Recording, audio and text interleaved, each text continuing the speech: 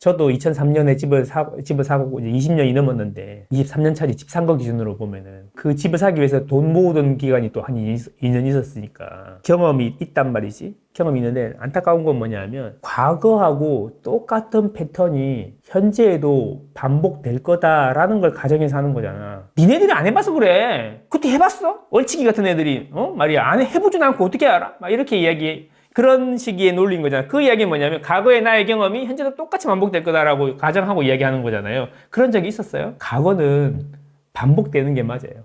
반복되는 게 맞는데 조금씩 다르게 반복이 돼요. 그래서 맨날 적는 거예요. 그래서 제 이야기는 뭐냐면 저도 경험이 있지만 경험에 의존해서 하다 보니까 항상 조금씩 바뀌는 부분에서 막히더라 이런 이야기예요. 그러면 이런 거지. 그때는 맞고 지금은 틀릴 수 있잖아요. 영화 제목처럼. 그러면 지금 이제 분석해야 되는 게 뭐냐면 그때하고 지금하고 같은 건 무엇이고 다른 건 무엇인지를 객관적으로 피셜로 확인해야 되는 거 아니야.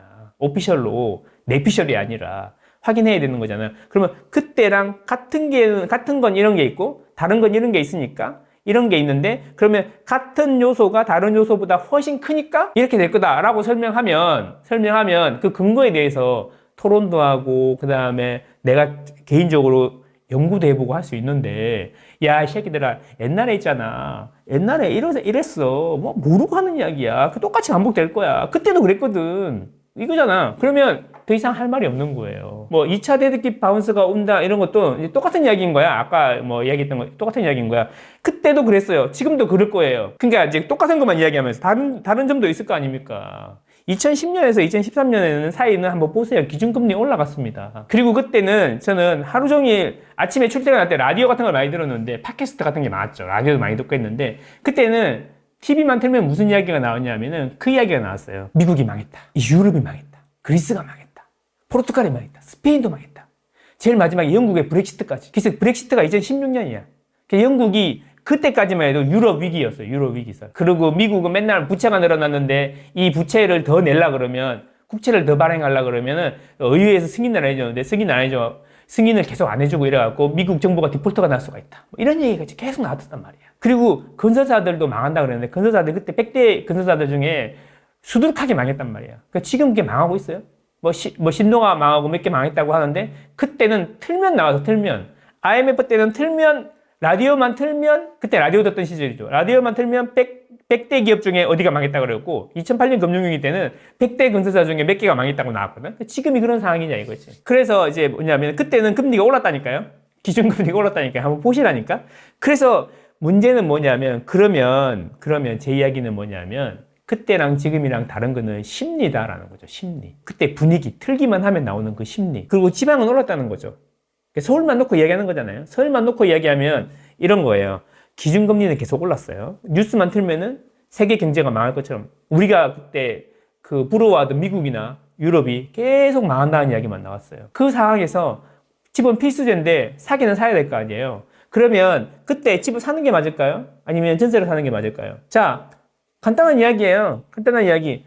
10억짜리 집인데 전세가 5억해요. 그러면 어차피 집이 내릴 건데 이 집에 사는 방법은 매매가 있고 전세가 있고 월세가 있어요. 그러면 매매를 하겠어요? 전세나 월세가 훨씬 더 효율적인 거죠. 집값이 떨어진다 그러면 비용 대비 효율적인 거죠. 그래서 전세나 월세로 간 거죠. 그게 뭐냐 하면 컵에 물은 계속 차는데 이 컵에다 물을 부어야 돼. 그래서 내가 어제 사진 찍어 놓은 게 있는데 뭐냐면 샤브샤브 집에 가면 있잖아요. 그 육수 끓여가지고 거기서 이제 고기 넣어서 먹잖아. 근데 요즘에는 반띵. 그렇지 반반 하잖아. 반반. 이렇게. 그치 짬짜면처럼 이렇게 돼 있잖아. 근데 이 짬짜면처럼 돼 있는데 가운데가 이렇게 냄비 높이만큼 오는 게 약간 낮아. 그래서 이제 그러면 이 육수를 어디다 부어야 돼? 빨간 맛을 좋아하면 빨간 쪽에 부을 거고 빨간 맛을 안 좋아하면은 맑은 쪽에다 붓겠죠. 내 이야기는 뭐냐면 항상 유동성은 늘어나기 때문에 어딘가에 부어야 돼. 근데 그걸 빨간 쪽에 부을지 맑은 쪽에 부을지 결정하는 게 심리라는 거죠. 심리. 그 당시에는 심리가 전부 다 내리는 쪽이기 때문에 임대 쪽에 물을 부은 거죠. 그래서 그때 나온 게 미친 전세였어요. 미친 전세. 그 이야기는 뭐냐면 전세는 미친 듯이 올랐단 말이야. 그래서 제가 얘기 드리는 게 그거죠. 그때는 매매는 마이너스 1이었지만 서울 기준으로 그런 거예요. 대구나 부산 다 올랐어요. 서울 기준으로 오는 겁니다. 매매는 마이너스 1, 전세는 플러스 2. 그래서 둘이 합치니까 플러스 1이었다. 그 얘기 뭐냐면 이 주택시장이라는 공간 안에 돈은 계속 차오르기 때문에 매매로 가든 전세로 가든 어디로든지 반드시 가게 돼 있는데, 그렇잖아. 반드시 내가 집이 있어야 되니까. 그때는 매운맛보다는 맑은 맛, 그러니까 매매보다는 전세로 사람들이 몰렸기 때문에 전세 가격이 2가 오르고 매매 가격이 1이 빠졌다. 그래서 실제로 합치면은 플러스 1이었다라는 거죠. 입주 물량이 적으니까. 근데 지금은 어때요? 지금은 사람들이 어디로 붙고 있어요? 매매도 플러스 1, 전세도 플러스 1. 그래서 합치니까 2가 되는 거죠. 지금 정확히 말해 0.5, 0.5하고 1이 되는 거죠. 둘이 같이 가고 있다. 심리 자체가 다르다라는 거죠. 그게 제가 보기에는 이 2021년에 잔상이 남아있기 때문에 그런 것 같다라는 거지. 네, 여기서 좀 더 지지부진해지면 또 심리가 또 바뀔 수도 있지 않을까요? 자, 지지부진해지면 심리가 바뀔 수 있겠지만, 이제 상황을 보세요. 저는 집값은 금리와 수급의 함수라고 생각해요. 단기적으로는 모르겠지만, 중기적으로 봐도 집값과 수급의 함수라고 생각해요. 근데 입주 물량은 서울 기준으로 보면은 40년 내에 최저로 몇 년 동안 유지가 될 거고, 금리는 방향을 잡았어요. 방향을 한번 잡으면 2, 3년 동안은 계속 내려가잖아요.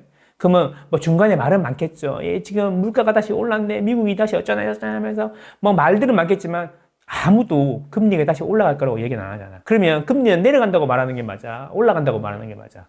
장기적으로. 2, 3년 동안은 내려가는 게 맞지. 그럼 금리도 내려가고, 그 다음에 우리나라는 경기 침체까지 왔어, 지금. 왜냐하면 잠재 성장률 밑에 경제 성장률이고, 그 다음에 한국은행장도 이야기했어요. 2월 달에는 전망치를 낮춰야 된다라고 얘기하고 있잖아요. 잠재 성장률보다 밑으로 내려가고 있잖아요. 침체가 온 거잖아요. 물가 같은 경우도 2%를 유지해야 되는데 이미 1%대로 접어들었단 말이에요. 그러면 이제 물가가 저물가를 걱정해야 되는 시기란 말이야. 그러면 돈을 풀어야 되는 거잖아. 근데 미국 눈치 봐가면서 지금 1월 달에 했던 이야기가 뭐야? 이창용 한국은 총재가 했던 이야기. 결국은 뭐냐면, 우리는 내려야 되는데, 미국 눈치 보면서 내려야 될 것 같아. 이 이야기인 거잖아요. 환율 때문에. 그렇죠. 눈치 보면서 내려야 될 것 같아. 이런 이야기잖아. 그럼 금리는 내려가고, 수급은 최저점이고, 그로 인해 지금 심리는 양쪽으로 골고루 퍼지는 것 같고. 그렇잖아요. 그럼 앞으로 이게 급변할 가능성이 있을까? 자, 두고 봐야 된다는 거죠. 계속 이렇게 지지부진하게 얼마나 갈지는 모르겠지만, 이 당장, 제가 보기에는 12월이 바닥이었던 것 같다. 물론 데이터를 계속 분석해봐야 되겠지만 1월 데이터도 취합해봐야 될 것 같지만 12월 기준으로 보면은 제가 보고 있는 데이터는 이거예요. 실거래 데이터가 올라오면 뭘 보냐면은 11월에 거래되었던 평형이 12월에 거래되었다면 두 개 차이를 비교하는 거예요. 그러면 지난달보다 올랐냐 내렸냐 이런 걸 알 수가 있잖아요. 근데 12월에는 마이너스였어요. 약보가. 2024년 내내 플러스였는데 12월은 약간 마이너스였단 말이에요. 0.1% 마이너스였어요. 그런데 1월 달은 데이터가 취합이 생각보다 많이 안 됐음에도 불구하고 플러스로 전환했단 말이에요. 그래서 저는 12월 달이 바닥이었던 것 같아요. 실거래 기준으로는 그렇고 심리 기준으로는 10월이나 11월이 바닥이었던 것 같아요. 오히려 윤석열 대통령으로 인해서 발생한 그 혼란 있잖아요. 혼란이 생각보다 영향을 많이 안 미쳤다. 박근혜 때도 그랬다 라는 거예요. 그래서 저는 12월에 바닥이 이미 쳤다라고 생각하고, 항상 그렇지만 패턴이 12월 바닥치고 1월부터 다시 올라오는 패턴이잖아요. 대출도 많이 해준대요. 금리도 내려간대요. 물량은 사상 최저래요. 그러면 2010년에서 13년이랑 비교를 하려고 그러면 이런 부분에 대해서 같은 건 뭐고 다른 건 뭔지 같이 설명하면서 어떤 요인들이 더 큰지 이런 거에 대해서 이야기를 해야 되는데, 나는 이런 거지. 그냥 내가 그때 해보니까 그랬어. 그때처럼 될 거야. 지금 봐봐. 그때도 입주 물량 적었어. 나 이 이야기 끝이잖아, 이 이야기. 입주 물량 적었어. 끝이야. 아유, 지금 오른다는 이야기 하는 애들은 다 강의파리들이고, 다 얼치기들이야. 해보지도 않은 것들이 어떻게 알아? 이런 식의 논리는 이제, 제가 보기에는 뭐 들을 때 시원하신 분들이 있을지는 모르겠지만 발전적인 토론이 되거나 그런 건 아니라는 거지. 아이, 네가 뭘 알아? 내가 그냥 해보니까 그래. 이런 거잖아. 우리 아버지, 내가 어릴 때 아버지한테 뭔 이야기하면 아버지가 꼰대처럼이잖아. 막, 야, 이 새끼들아, 그거 옛날에 인생이 그런 거야. 막 그런 거야. 그럴 때 똑같은 느낌이라는 거지. 토론을 하고 대화를 하고 그 다음에 서로 발전적인 그런 게 아니라 그냥 나는 내가 최고야. 내 말이 진리야. 다른 애들은 잘 몰라서 그런 거야. 잃어버리면 뭔 이야기가 되냐고, 더 이상. 그렇지. 그러면 토론하실 생각도 있으세요? 없습니다.